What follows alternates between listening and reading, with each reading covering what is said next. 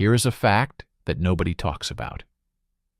The attack on Pearl Harbor, the single most devastating surprise strike in the history of naval warfare.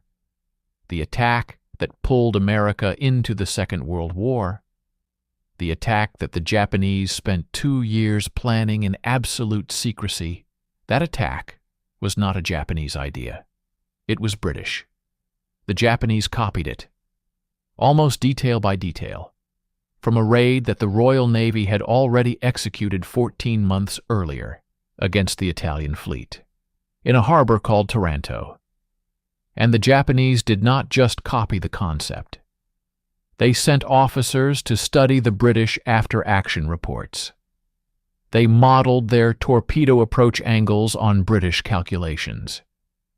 They adjusted their shallow water torpedo modifications based on British engineering notes.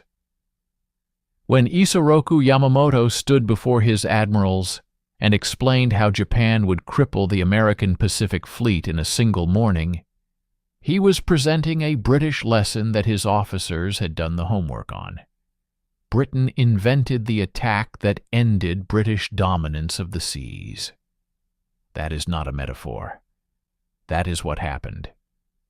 And to understand how a nation can be that brilliant and that unlucky at the same time, you have to go back to a morning in 1918, to a young pilot strapped into a biplane on the back of a destroyer, with nowhere to land and a Zeppelin to kill. His name was Stuart Cully. He was 22 years old. The platform beneath his Sopwith Camel biplane was a wooden ramp barely longer than his aircraft, bolted to the rear deck of HMS Redoubt as the destroyer cut through the North Sea at full speed. There was no runway. There was no carrier. There was a plank of wood over churning water. And beyond that, nothing but ocean. The mission briefing had been straightforward. A German Zeppelin, the L-53, was conducting reconnaissance over the North Sea at 19,000 feet. It needed to be destroyed.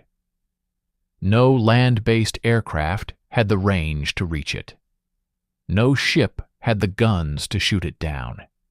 The only option was to launch a fighter from the sea, climb for 40 minutes, intercept the airship, shoot it down, and then ditch in the ocean and hope someone pulled you out before you drowned. Cully took off. He climbed.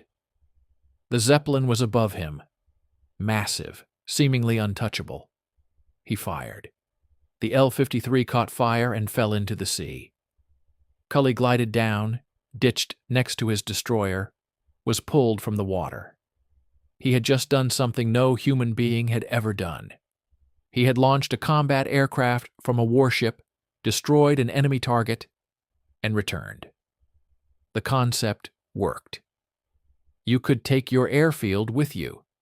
You could project lethal force from the ocean in any direction, at any target, beyond the range of any gun.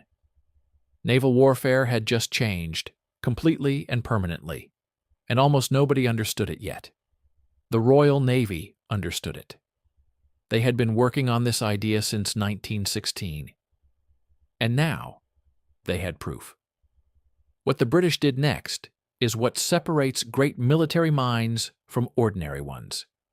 They did not celebrate. They did not declare victory. They sat down and wrote everything they had learned, everything that worked and everything that failed, and they built a doctrine. A systematic, detailed, operationally tested doctrine for how to fight wars from the sea using aircraft. By 1919, they had HMS Argus, the first purpose-built aircraft carrier in history. Not a converted battleship, not an experiment. A ship designed from the keel up to launch and recover aircraft at sea. Full-length flat deck, arresting wires, proper aviation fuel storage. The Royal Navy had not just invented the weapon. They had invented the weapon system around it. The manuals they wrote described things that most of the world's admirals considered science fiction. coordinated mass airstrikes launched from multiple carriers simultaneously. Fighter escorts protecting bombers during attack runs. Shipboard radar directing aircraft to targets beyond visual range. The use of carrier groups as offensive forces capable of destroying enemy fleets without surface ships ever making contact. In 1923, a Royal Navy officer named Henry Rawlings wrote an internal paper that was passed around the Admiralty and mostly ignored by the admirals who preferred battleships. He wrote one sentence that would prove to be among the most accurate predictions in the history of warfare. The nation that masters carrier aviation first will control every ocean on Earth. He was right. He just did not live to see which nation it would be. And it would not be his. In 1921, a delegation of Japanese naval officers arrived in Britain. They were polite, precise, and extremely attentive. They watched exercises. They asked questions. They took notes. The British, who considered Japan an ally at the time, showed them nearly everything. They showed them carrier launch procedures. They showed them strike coordination doctrine. They showed them how to organize aircraft into attack waves, how to sequence torpedo bombers and dive bombers so that enemy anti-aircraft defenses could not focus on both simultaneously. They showed them the lessons from every exercise failure, which is the most valuable information of all, because knowing what does not work saves years of painful discovery. The Japanese officers bowed, thanked their hosts, and went home. They spent the next 20 years building the largest, most capable carrier force on Earth.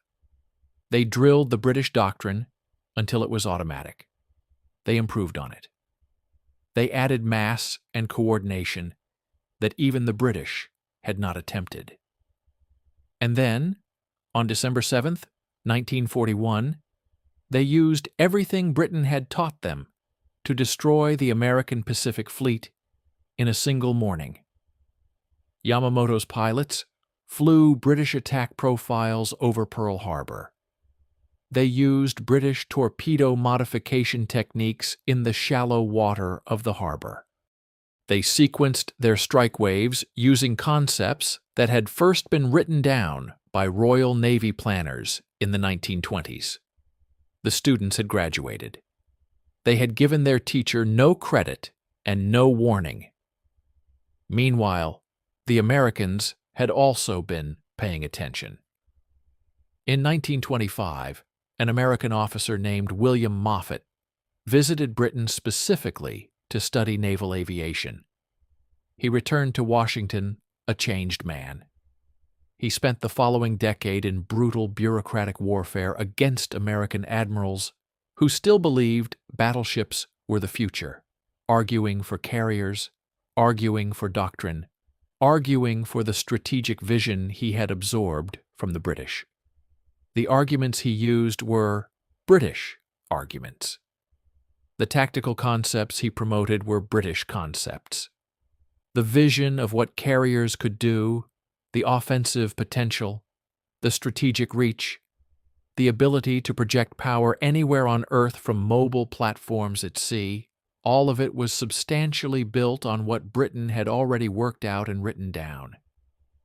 By the late 1930s, both Japan and America were building serious carrier forces. Both were using doctrine that traced directly back to the Royal Navy. Britain had given the gift of carrier warfare to the two nations that would fight the defining naval conflict of the 20th century.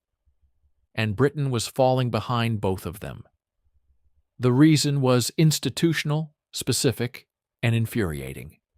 In 1918, the British government had merged all military aviation under a single new service, the Royal Air Force. The logic was reasonable. One service, one budget, one unified command. The practical result was catastrophic for the Royal Navy. For the next 2 decades, The aircraft that flew from British carriers were under Air Force authority, not naval authority. The Navy needed certain aircraft. The Air Force had completely different priorities. The Navy needed a torpedo bomber that could survive the mechanical violence of carrier operations, the salt air, the arresting wire shocks, the deck landings in heavy seas. The Air Force gave them the Fairey Swordfish, a biplane with an open cockpit. In 1939, when Germany was flying modern monoplane fighters at 350 miles per hour, the Royal Navy was going to war in fabric-covered aircraft that cruised at 90 miles per hour and looked like something from 1917. The pilots called it the string bag, affectionately because it seemed to carry anything you strapped to it, but also because it looked like it was held together with string and optimism. Here is the brutal irony. The doctrine was still the best in the world, the thinking was correct, the strategy was right, Britain had the ideas, Britain had the experience, Britain had 20 years of institutional knowledge that nobody else could match, and the aircraft that carried those ideas into combat was a biplane that a First World War pilot would have recognized immediately. Then came November 1940, and everything changed for one night. Admiral Andrew Cunningham had a problem. The Italian fleet, 6 battleships anchored at Taranto, was threatening British control of the Mediterranean. Cunningham had surface ships, but attacking a fortified harbor with surface ships meant catastrophic losses. He had something else instead. He had carriers. He had the doctrine. And he had 21 Swordfish torpedo bombers, 21 biplanes against 6 battleships protected by anti-torpedo nets, anti-aircraft batteries, barrage balloons, and the entire Italian Navy. On the night of November 11, 1940, those 21 aircraft flew in 2 waves through searchlights and anti-aircraft fire, released their torpedoes in the shallow harbor, and put 3 Italian battleships on the bottom. The Italian fleet was crippled in a single night. British losses were 2 aircraft. The Mediterranean balance of power shifted immediately. It was the most efficient naval strike in history up to that point. Yamamoto read the after-action report within weeks. He had already been developing his Pearl Harbor plan. Taranto answered the questions he had not yet solved. You could do it. You could destroy a fleet at anchor in a single night raid. The shallow water problem was solvable. The approach timing was manageable. The coordination of waves was executable. He sent his staff to study every detail of the British attack. 14 months later, on a quiet Sunday morning in Hawaii, the lesson was delivered. Rawlings had written in 1923 that the nation which mastered carrier warfare first would control every ocean on Earth. He was sitting at a desk in London on December 7, 1941, when he heard the news from Pearl Harbor. Britain had mastered carrier warfare first. Britain had taught it to Japan and America. Japan had just used that knowledge to force America into the war. And Britain, the teacher, the innovator, the nation that had figured out every piece of this 2 decades earlier, was heading into the most important naval conflict in history, with 5 carriers, fabric biplanes, and an industrial base that was already being consumed by the war in Europe. The classroom Britain had built was full of students who were now stronger than the teacher.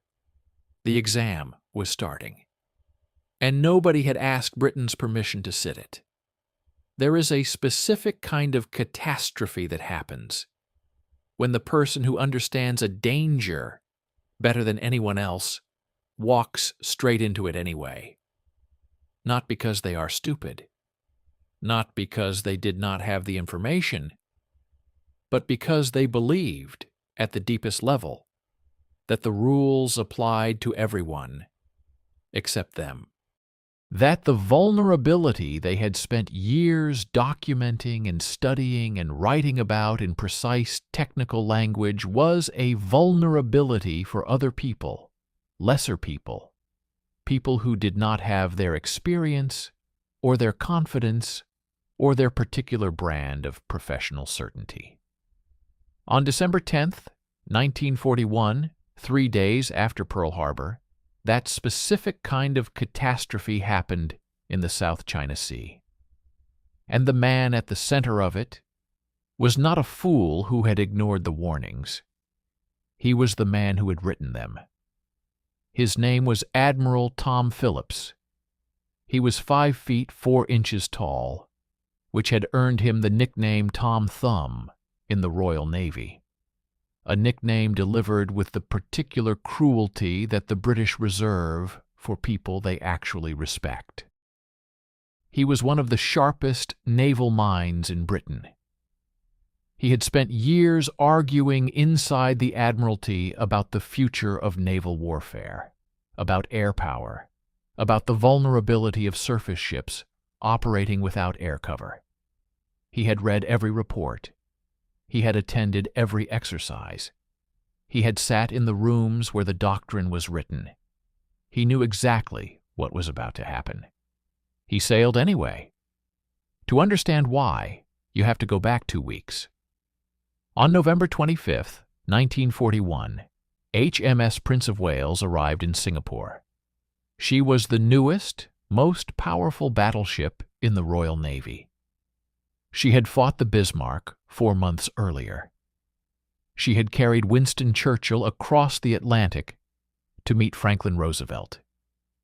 She was 35,000 tons of steel, armed with 10 14-inch guns, capable of destroying any surface ship on Earth. She was also, as every serious naval officer understood by late 1941, almost completely vulnerable to air attack without fighter cover. The British government had sent her to Singapore as a deterrent. The logic, stated plainly, was that Japan would look at this ship and at the battlecruiser HMS Repulse that accompanied her, and decide that attacking British interests in Southeast Asia was not worth the cost. 2 capital ships, a symbol of British power, a message that Britain was serious. Churchill called the deployment force Z. He believed it would stabilize the situation. Phillips took command of Force Z knowing that he had no aircraft carrier.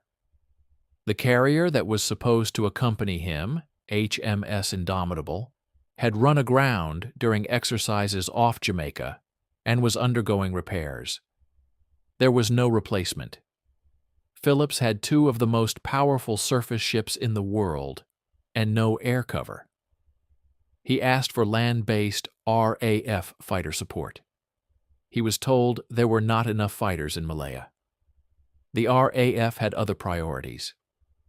Phillips considered his options. He could keep his ships in Singapore harbor, safe but useless. He could send them somewhere with better air cover. Or he could do what battleship admirals had done for 300 years. He could go and fight. He went to fight. On December 8th, 1941, 1 day after Pearl Harbor, Japanese forces began landing on the northeastern coast of Malaya. Phillips received intelligence reports suggesting Japanese transports were off Kuantan, unloading troops. If those landings succeeded, the entire Malayan peninsula could fall rapidly. Singapore, the fortress that Britain had spent decades building as the anchor of its Asian empire, would be threatened from the land side, where its guns could not fire. Phillips made his decision. Force Z would sortie. They would intercept the Japanese transports. They would use speed and firepower to destroy the landing force. They would be back in Singapore before Japanese air power could respond. He ordered radio silence. He did not want the Japanese to know he was coming. The Japanese already knew he was coming. A Japanese submarine had spotted Force Z leaving Singapore harbor the previous evening and reported it immediately. By the morning of December 9th, Japanese naval air commanders in Indochina were already planning their response. They had 85 bombers and torpedo aircraft ready, crews who had been drilling anti-ship attacks for months, and complete knowledge of Force Z's approximate position. Phillips was sailing into a trap he did not know existed, in waters he did not control. Without air cover, he had decided he did not need. That night, December 9th, Phillips received word that Japanese aircraft had spotted his force. The element of surprise was gone. The intelligence about Kuantan turned out to be incorrect. There were no Japanese transports there. The entire reason for the mission had dissolved. Any reasonable calculation said, turn around. Go back to Singapore. The mission has failed. Before it began. Phillips turned around. Then, at 12:52 in the morning, he received a report that Japanese forces were landing at Kuantan after all. The report was wrong. It was a misidentification by a nervous coastal observer. But Phillips did not know that. He altered course toward Kuantan.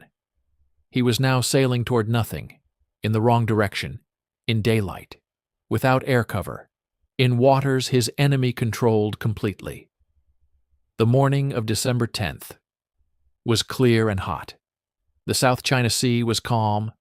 Visibility was perfect. At 10:15, a crew member on HMS Prince of Wales spotted aircraft high above. Not RAF fighters arriving to provide cover. Japanese reconnaissance planes circling at altitude, radioing their position to the strike force already on its way. Phillips sent a signal to Singapore requesting fighter cover. The message arrived at the fighter operations room at 11:05. There were Brewster Buffalo fighters available. They were scrambled immediately. They would arrive too late by over an hour. At 11:13, the first wave of Japanese aircraft appeared. 85 aircraft total. High-level bombers and torpedo planes, the same combination that British doctrine had described for 20 years as the ideal anti-ship attack profile. Simultaneous threats from multiple angles that divided anti-aircraft fire and made coordinated defense nearly impossible. The crews of Prince of Wales and Repulse had drilled for air attack. They began maneuvering. They opened fire with every anti-aircraft gun available. The noise was extraordinary, a continuous roar of guns firing at aircraft that were already in their attack runs. The Japanese torpedo pilots came in low, dropping to 60 feet above the water, approaching from multiple directions simultaneously. It was, in precise technical detail, the attack profile that Royal Navy doctrine had described as optimal. The profile that British planners had written up. The profile that Japanese officers had studied when they visited Britain in 1921. The first torpedo hit Prince of Wales at 11:44. It struck her port side near the stern, damaging the shaft, flooding compartments, reducing her speed. She began listing. Her anti-aircraft guns on the port side lost power. More aircraft came, more torpedoes. Prince of Wales took 4 more hits. Repulse, maneuvering desperately, avoided torpedo after torpedo through skillful ship handling, but she was alone against dozens of aircraft, and she could not evade forever. She took 5 torpedo hits and sank at 12:33. Prince of Wales, still afloat but dying, rolled over and sank at 13:20. 1,297 men went into the water. 842 were rescued by accompanying destroyers. 455 died. Admiral Phillips was not among the rescued. He went down with his ship. The world absorbed the news with something approaching disbelief. Not because capital ships had never been sunk before, but because this was different. Prince of Wales and Repulse had not been caught in port like the Americans at Pearl Harbor. They had been at sea, moving, maneuvering, firing back, doing everything surface ships were supposed to do, and aircraft had sunk them anyway, in open water, in under 2 hours. Winston Churchill would later write that in the entire war, he never received a more direct shock. He sat in bed reading the telegram and could not think of anything else for a long time. What Churchill was absorbing, what the entire naval world was absorbing that afternoon, was not just the loss of 2 ships. It was the confirmation of something that the honest people in every navy had suspected for years, but had never wanted to fully accept. The battleship era was over. Surface ships without air cover were not warships anymore. They were targets, expensive, prestigious, enormously powerful against other surface ships, and completely helpless against coordinated air attack. Every assumption that had governed naval warfare for 3 centuries, that the biggest guns and the heaviest armor decided battles at sea, had been made obsolete in 90 minutes over the South China Sea. The Royal Navy had known this was coming. They had written papers about it. They had run exercises demonstrating it. They had developed the doctrine to address it, the doctrine that said carriers and air cover were not optional additions to a fleet, but the essential foundation of everything else. And then they had sent Phillips out there without a carrier. There is a document in the British National Archives. It is a memo written by Tom Phillips in 1939, 2 years before his death. In it, Phillips outlines the vulnerability of capital ships to air attack in precise and accurate detail. He describes the torpedo attack profile that will be most effective against battleships. He explains why anti-aircraft fire alone is insufficient defense. He argues that capital ships operating without fighter air, cover in waters controlled by enemy air power, face unacceptable risk of loss. He wrote this. He understood this. He believed this. He died because the system around him, the decisions made in London about resources and priorities and the strategic value of deterrence, put him in a position where following his own doctrine was not possible. He had no carrier because there was no carrier to give him. He had no RAF fighter cover because there were not enough fighters in Malaya. He had 2 powerful ships in orders, implicit if not explicit, to use them as a symbol of British resolve. He used them, and he died. And 455 men died with him. And 2 of the most powerful ships in the Royal Navy lay on the floor of the South China Sea. Here is what made it worse. 3 days earlier, at Pearl Harbor, the Japanese had sunk 8 American battleships. The Americans had been caught completely by surprise, their aircraft destroyed on the ground, their ships at anchor, their defenses unprepared. It was a devastating attack, but there was a kind of terrible logic to it. The Americans had been surprised. Phillips was not surprised. He knew Japanese aircraft were in the area. He knew he had no air cover. He had sent for fighters and knew they had not arrived. He made every decision with full knowledge of the tactical situation. He went ahead anyway. And this is the thing that the loss of Force Z represented, that Pearl Harbor did not. Pearl Harbor showed that modern air power could destroy an unprepared fleet. The South China Sea showed something harder to accept. It showed that modern air power could destroy a prepared fleet, a fleet at sea, actively maneuvering and fighting back, commanded by an experienced admiral who understood the threat completely. There was no version of this that ended well for surface ships without air cover. The doctrine had said so for years. Now it was proven. In Tokyo, Japanese naval planners absorbed the news with satisfaction, but also with something more complicated. They had expected to damage Force Z. They had not entirely expected to destroy it so quickly and so completely. The speed of the sinkings, the totality of the result, confirmed their own doctrine in a way that even they had not fully anticipated. In Washington, American admirals who had survived Pearl Harbor were already rewriting their understanding of naval warfare. The loss of Force Z, following 3 days after Pearl Harbor, created a combined shock that permanently ended the battleship era in American strategic thinking. From that point forward, the carrier was the center of the fleet. Everything else existed to protect it. In London, the implications were more painful. Britain had invented carrier warfare.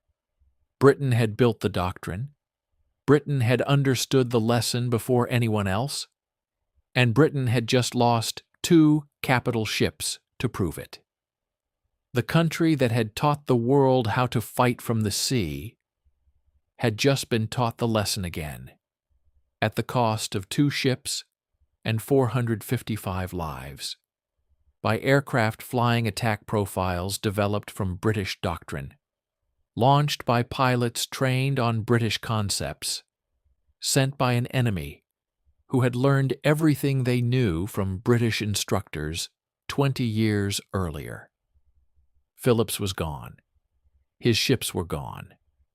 His memo from 1939, the one where he had explained exactly how capital ships would be destroyed without air cover, was sitting in a filing cabinet in London. He had been right about everything. It had not saved him. The question now was whether it would save anyone else. Because the war was just beginning, the losses were already catastrophic.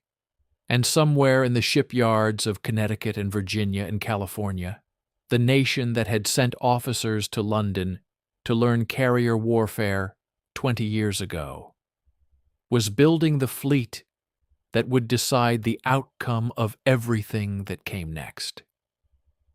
Britain had written the doctrine. Britain had proven the doctrine in the worst possible way. And Britain was running out of ships to test it further. In the spring of 1942, the Royal Navy had 2 aircraft carriers operational in all the world's oceans. 2. The nation that had invented carrier warfare, that had written the doctrine, that had demonstrated the concept before anyone else on Earth, was fighting a global war with 2 working carriers, HMS Victorious and HMS Formidable. 2 ships to cover the Atlantic, the Mediterranean, the Indian Ocean, and whatever was left of British interests in the Pacific after the catastrophe of December 1941. Meanwhile, in a shipyard in Newport News, Virginia, workers were finishing USS Essex.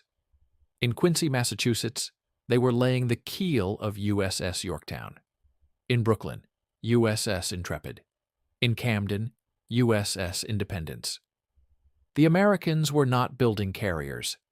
They were manufacturing them, the way you manufacture cars or refrigerators, on a schedule so aggressive that Japanese intelligence officers who received the production reports initially refused to pass them up the chain of command because they assumed the numbers were Allied disinformation. They were not disinformation. In 1942 alone, America launched 7 fleet carriers and 9 escort carriers. By 1943, a new American carrier was entering service on average every 3 weeks. By 1944, the United States Navy had more aircraft carriers than the entire rest of the world combined, including its allies. Britain had taught America how to use carriers. America had simply built more of them than Britain could count. There is a man who makes this story human. His name was Lieutenant Commander Eric Brown. He was a Scottish pilot, the most experienced carrier aviator in the Royal Navy, a man who would go on to fly more different types of aircraft than any pilot in history, 487 types in total, a record that still stands today. In 1942, he was flying operational missions from British carriers, and what he experienced in those years was a slow, grinding, daily confrontation with the consequences of industrial failure. The aircraft he flew was the Seafire. On paper, the Seafire was a brilliant solution to a difficult problem. The Spitfire was the finest fighter aircraft Britain had ever produced. It had saved the country during the Battle of Britain. It was fast, agile, lethal in the hands of a skilled pilot. Taking that aircraft and adapting it for carrier operations seemed obvious. In practice, it was a disaster. The Spitfire had been designed for one thing: taking off from a flat grass runway in southern England, climbing fast, shooting down Germans, and landing back on the same flat grass runway. Its undercarriage was narrow and fragile. Its fuselage was thin and stressed for specific loads. Its tailhook, added for carrier landings, worked mechanically, but transferred arresting forces into an airframe that had never been designed to absorb them. Every carrier landing in a Seafire was a controlled accident. The aircraft hit the deck, the hook caught the wire, and the deceleration sent stress through the fuselage that the designers had never intended. The undercarriage collapsed regularly.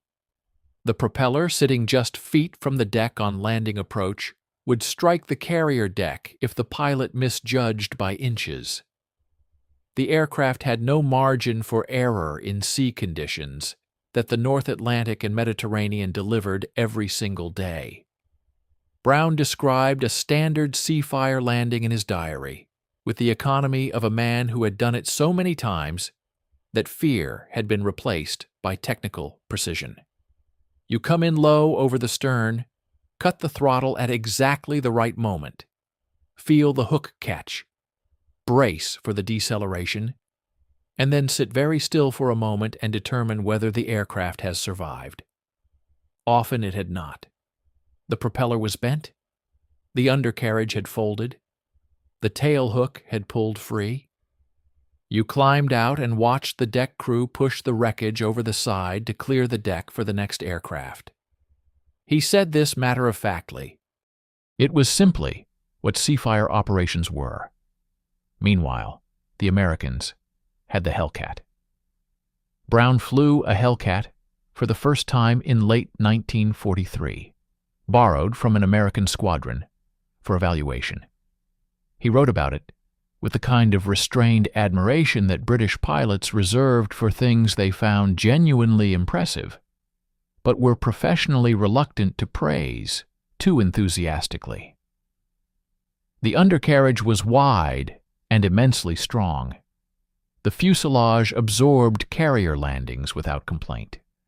The engine had enough power that a pilot who misjudged his approach could simply add throttle and go around for another attempt. Something a Seafire pilot could not always do because the margins were too tight. The cockpit visibility was excellent. The armament was devastating. The range was almost 3 times that of the Seafire. The Hellcat was not a more elegant aircraft than the Seafire. The Spitfire was faster in level flight and could outturn it.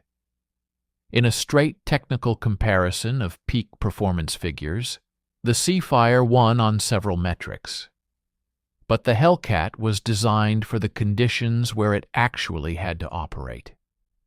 It was designed for wet decks in rough seas, for pilots who were tired and stressed and making decisions at the edge of their physical limits, for operations that lasted not one sortie but 10 sorties a day, for weeks at a time. It was designed to survive the war, not just to win individual engagements. The Seafire was a thoroughbred in a job that required a workhorse, and Britain, in 1942 and 1943, did not have the industrial capacity to build the workhorse it needed. So Britain asked America for one. The Lend-Lease program had been supplying Britain with American equipment since 1941: tanks, trucks, food, fuel, and eventually aircraft. The British placed orders for Hellcats, for Corsairs, for Avengers. American aircraft, built in American factories, flown from British carriers by British pilots. There is nothing shameful about this. Nations use the resources available to them. Britain was fighting for survival across multiple theaters simultaneously and could not build everything it needed. America had the factories.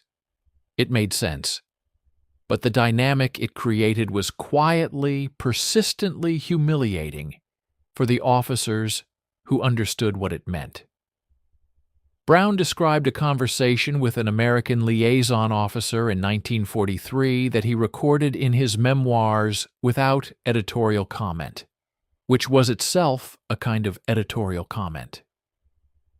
The American officer, professionally friendly and completely without malice, mentioned that the latest batch of Hellcats for the Royal Navy had been diverted to a U.S. Navy squadron because of an operational emergency in the Pacific, and that the British allocation would be fulfilled the following month. He said it the way you tell a junior colleague that their supply order has been delayed. Helpfully, efficiently, with complete authority over the situation. Brown thanked him and went back to his squadron. He did not write what he thought about it. He did not need to. The Royal Navy, which had invented carrier warfare, was now on an American allocation schedule for the aircraft it needed to practice that warfare. The teacher was waiting for the student to fill out the paperwork. The arithmetic of 1944 was not cruel. It was simply honest. In that year, the United States produced 35,000 military aircraft of all types. Britain produced 26,000, a remarkable achievement for a nation that had been at war for 5 years and was still absorbing losses. Japan produced 28,000. The numbers seem comparable until you understand what they were building. American production was dominated by long-range, high-performance combat aircraft. Heavy bombers, fleet fighters, carrier aircraft designed for offensive operations at strategic range.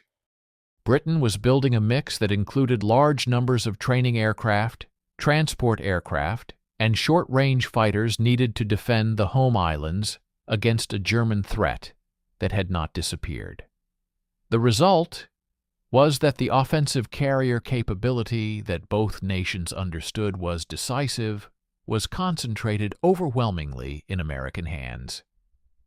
By mid-1944, Task Force 58, the American fast carrier force in the Pacific, comprised 15 carriers with nearly 1,000 aircraft. The British Eastern Fleet, covering the Indian Ocean, had 3 carriers, 3 against 15. And every ship in both forces was operating on doctrine that originated in British manuals, written 20 years earlier. Brown flew his last Seafire operational mission in late 1944. The aircraft he landed that day had its undercarriage collapse on the wire. He climbed out, stood on the tilted deck, and watched the deck crew work. Around him, the carrier was preparing for the next operation. American-built Hellcats were being brought up from the hangar on the forward lift. He did not record what he felt at that moment. He was not that kind of writer. But the picture is there in the details he chose to include. The broken British aircraft, the American replacements, the carrier that Britain had built the doctrine to create, now equipped with the tools Britain could not build fast enough. The war being won, steadily and certainly, by the industrial logic of a nation that had arrived at carrier warfare 20 years after Britain, and was now doing it at a scale Britain could not match and would never match again. Britain had been right about everything. The doctrine was right. The strategy was right. The concept had been proven repeatedly and completely. Being right had turned out not to be enough. The war in the Pacific was approaching its final phase. The Japanese were desperate. The Americans were overwhelming. And the British, somewhere in the middle, were fighting with competence and courage and the quiet knowledge that the world they were winning was not going to be theirs when the winning was done. Eric Brown would survive the war. He would go on to test captured German aircraft, then Japanese aircraft, then the first generation of jet fighters. He would become the most decorated naval aviator in British history. He never forgot the Seafire landings, the controlled accidents, the aircraft pushed over the side, the American allocation schedules. Some lessons he wrote near the end of his life. You learn too well and too late to use them. He was talking about aircraft. He was talking about everything. On a morning in August 1945, 12 aircraft landed at Atsugi Airfield outside Tokyo. They were the first Allied aircraft to touch Japanese soil after the surrender.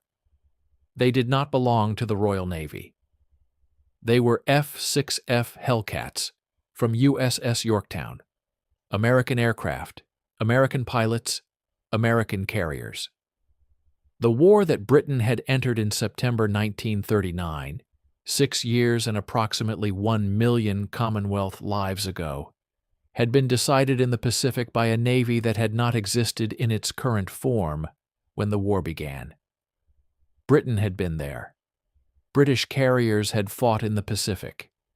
British pilots had died in Pacific waters. The British Pacific Fleet, assembled in 1944 with enormous effort and at enormous cost, had conducted operations alongside the Americans in the final campaigns against Japan. British officers had stood on the bridges of their carriers and watched the American task forces operating beside them, and understood, with the particular clarity that comes from direct comparison, exactly where Britain now stood in the hierarchy of naval power. They stood behind America, permanently, irreversibly. And everyone who was paying attention knew it. But nobody said it out loud yet. That conversation was coming. It would take 11 more years, and it would happen not in the Pacific, but in the desert. And it would end British pretensions of independent global power in a single week, in November 1956. First, there was one more thing the British needed to prove.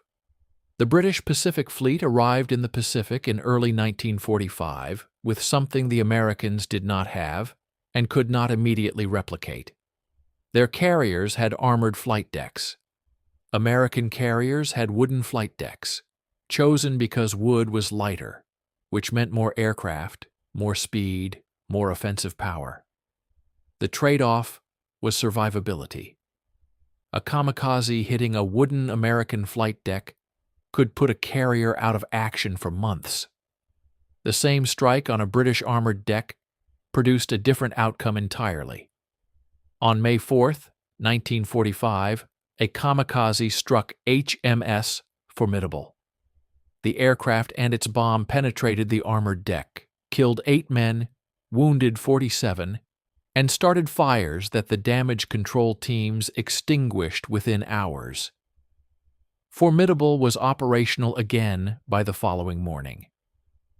American liaison officers watching from the bridge had a phrase they repeated every time a kamikaze hit a British carrier and the ship kept operating.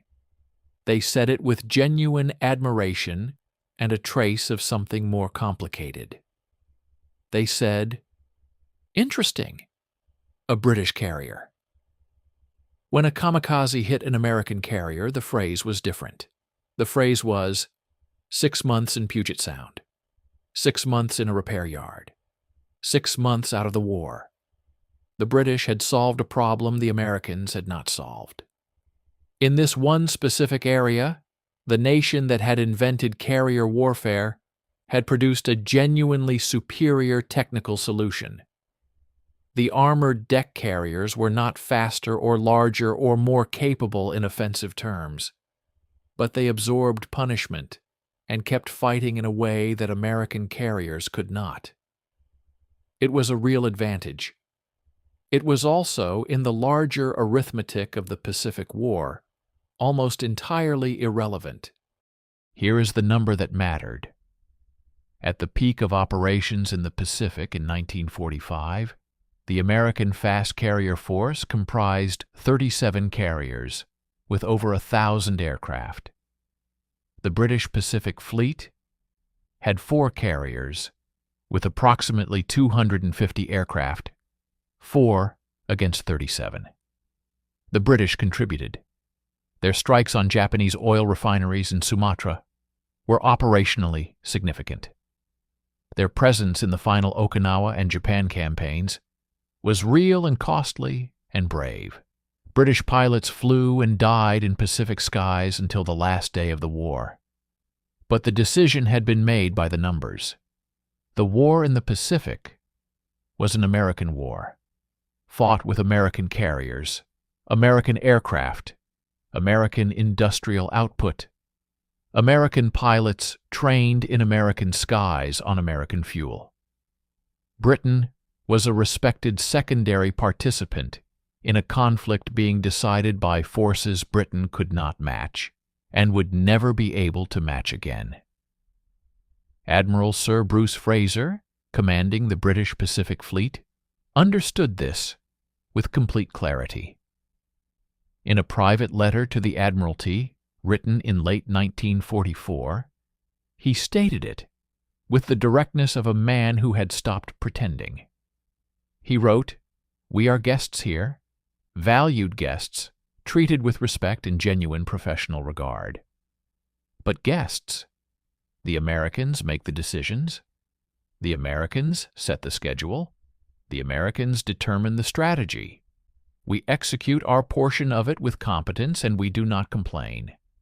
There is nothing to be gained from complaining. The arithmetic does not change because we dislike it." Fraser was not bitter. He was accurate, and his accuracy was more painful than bitterness would have been. The war ended. The world began the slow, complicated process of understanding what had changed. What had changed was everything.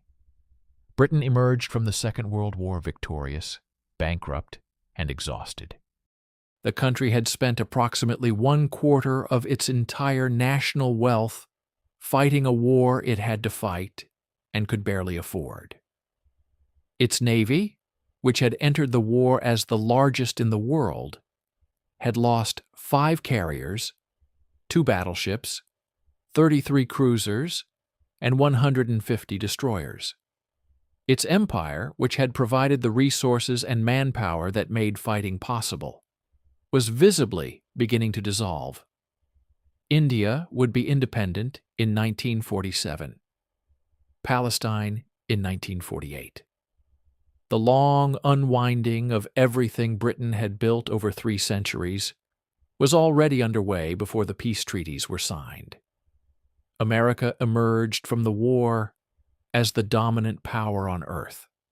Its industrial base was intact, its territory had not been bombed, its economy had been transformed by wartime production into the most powerful economic engine in human history. Its navy was larger than all other navies on Earth combined. And it had the atomic bomb. The world that British strategists had imagined in the 1920s, the world where the nation that mastered carrier warfare would control the oceans, had arrived. The nation controlling the oceans was America. Britain had written the theory. America had built the practice. For 11 years, Britain managed the transition with a kind of institutional dignity. New carriers were commissioned. The Navy was rebuilt on a smaller scale appropriate to reduced circumstances. British officers continued to develop doctrine, to train, to maintain the professional standards that had always defined the Royal Navy. On paper, Britain remained a serious naval power. The aircraft carriers were real. The pilots were skilled. The doctrine was sound. The fiction held until November 1956. Egypt's President Gamal Abdel Nasser had nationalized the Suez Canal in July of that year. The canal was the most important maritime choke point in the world for British trade. Britain and France decided to take it back by force. They coordinated with Israel, constructed a military plan, and in late October launched Operation Musketeer, an amphibious assault on the canal zone supported by carrier-based air power. The military operation worked. British and French forces were winning. The canal zone was being secured. Carrier aircraft were flying effective strikes. Everything the British military had was functioning exactly as intended. Then the telephone rang. President Eisenhower called London. He was not pleased. The United States had not been informed of the operation. The United States did not support the operation. The United States was concerned about the reaction of the Arab world, about Soviet threats to intervene, about the broader implications of European colonial powers using military force to seize assets from a sovereign nation.